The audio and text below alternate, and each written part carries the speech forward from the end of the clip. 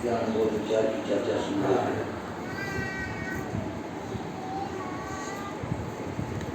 अब ज्ञान बोध विचार की चर्चा हम सुने, उस पर अमल भी हमको करना चाहिए। यदि हम पर चर्चा सुने उस पर अमल नहीं होगा तो काम नहीं चलेगा। संत महात्मा कहते हैं कि हमारे अंदर जो भ्रम है, भ्रम हमारा बनाया हुआ है। हम अपनी भूल में स्वयं भूले हुए हैं। तो भूल को मिटा दें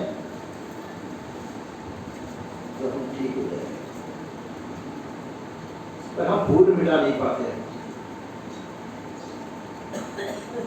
भूल कैसी है? जैसे बंदर पकड़ने वाले होते हैं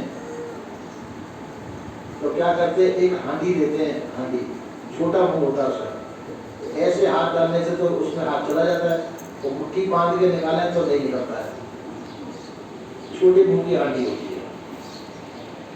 तो जो बंदर पकड़ने वाले होते हैं तो उसमें चने होते हैं, आधी आधी भर देते हैं और चने कुछ और मांस बिखेर देते हैं हांडी के, तो उस हांडी को जमीन में गाड़ देते हैं, मजबूत है। अब बंदर आता है तो बंदर आसपास के चनों को बीन के खा लेता है। अब चनों को ढूंढते ढूंढते उस हांडी पे पहुंचता है तो उसकी हांडी के अंदर चने पड़े हुए, उसमें हाथ डाल देता है, ऐसे हाथ चला जाता है, उसमें से चने भर लेता है मुट्ठी में। अब मुट्ठी में चने भर करके वो निकाल नहीं पाता, जो मुट्ठी मोटी हो गई उसकी, तो अब नहीं निकलेंगे चने। अब इतना उसको ज्ञान नहीं है कि मैं चनों को छोड़ दूं तो मैं निकल दूंगा। अब मुट्ठी निकलती नहीं है, वो उसी के अंदर कूदता फाड़ता आवाज देता है। अब वो पकड़ने वाला आता है, डंडे मार करके हांडी को फोड़ करके बंदर को पकड़ लेता है। तो बंदर क्यों पकड़ में आया? अपने अज्ञानवश, अज्ञानतावश जो है बंदर पकड़ में आ गया। इसी प्रकार से इस अज्ञानतावश हम भी इस संसार में पकड़े जाते हैं। अगर ऐसा मालूम हो बंदर को कि ये सीधा मैं मुट्ठी चने छोड़ दूं तो मैं छूट जाऊंगा, तो वो बंदर पकड़ने नहीं आएगा। इसी प्रकार से हम अगर सोच लें कि जिस माया के मोह ममता आसक्ति में हम फंसे हुए हैं, उस मोह ममता आसक्ति को हम छोड़ रहे तो छुट्टे हो जाएंगे, हमारा माया जाल छूट जाएगा। उसको हम छोड़ नहीं पाते, जैसे बंदर उस चने को नहीं छोड़ पाता है और फंस जाता है। इसी प्रकार से हम भी माया को नहीं छोड़ पाते। अब आप कहेंगे माया क्या है? माया माया सब कहें, माया न चीने कोई, जो मन से ना उतरे, माया कहिए सोई। जो मन में चढ़ी हो, मन से नहीं उतरती हो, उसको माया कहिए। इसमें माया का कोई एक रंग रूप आकार प्रकार नहीं है। किसी प्रकार से जो हमारे चित्त में चढ़ जाए और निकालने से भी न निकलती हो। कभी कभी तो जो कई लोगों के दिमाग में कोई भी फितूर घुस जाता है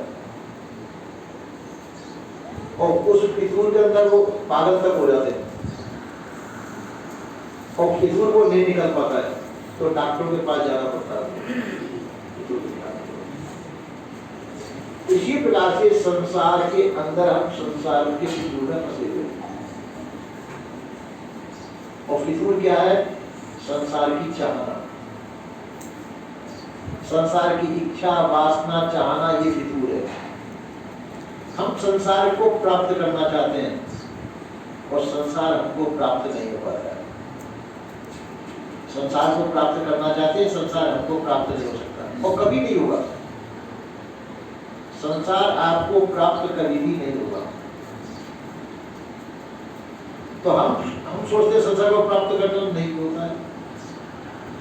जैसे मतलब टीवी में आपको फल दिखाई देने वाले, वो प्राप्त होने वाले नहीं है। इसी प्रकार से संसार की हमको प्रतीति होती है, प्राप्ति नहीं होती, कभी नहीं होगी। संसार प्राप्त हुआ तो आपके शरीर को प्राप्त हुआ, आपको प्राप्त नहीं होगा।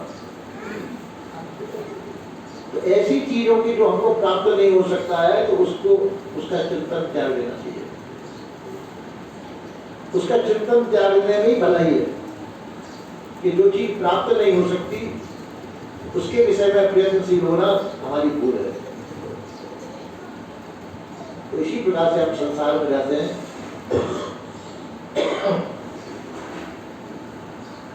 और संसार में जो है हम इस भ्रम धोखे में फंस जाते हैं। तो अब इस भ्रम धोखे से को त्यागने के लिए हमको ज्ञान की आवश्यकता है। और उस ज्ञान को प्राप्त करने के लिए हम संतों के पास जाते हैं। संतों से आप कहते हैं किसी और से नहीं मिल सकता। हाँ, जो भी जिसके पास भी ज्ञान हो, जो उस ज्ञान का जानकार हो, उससे हमको ज्ञान प्राप्त कर लेना चाहिए। तो हम उस ज्ञान के बल पे छूट सकते हैं और नहीं तो नहीं छूट सकते।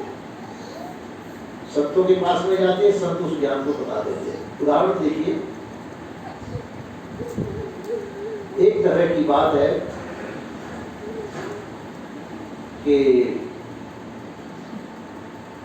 एक व्यक्ति जो है पहुंचा किसी जगह पे, तो हंस बैठा हुआ था, ये कुछ डाली के ऊपर।